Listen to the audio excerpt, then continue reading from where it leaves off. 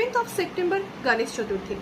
গণেশ চতুর্থীর দিন তো প্রত্যেকেই আমরা গণেশজির আরাধনা করবই ফর সাকসেস, অ্যাবান্ডেন্স, প্রসপারিটি।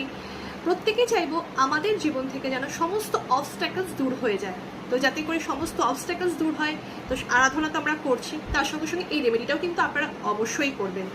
11 জোড়া দূর্বা নিয়ে নেবেন, ভালো করে ধুয়ে দুটো করে দূর্বা নেবেন, লাল সুতো দিয়ে বাঁধবেন, লাল চন্দন মাখিয়ে গণেশজিকে অর্পণ করবেন ওম গান গণপতায় নমঃ বলে।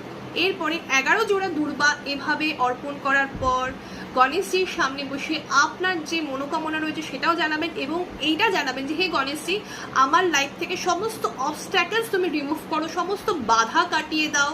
ওকে, এরপরে ওম গান গণপতায় নমঃ 108 বার চ্যান্ট করবেন। দূর্বা ঘাসগুলো সারা রাত রেখে পরের দিন জলে দিয়ে দেবেন।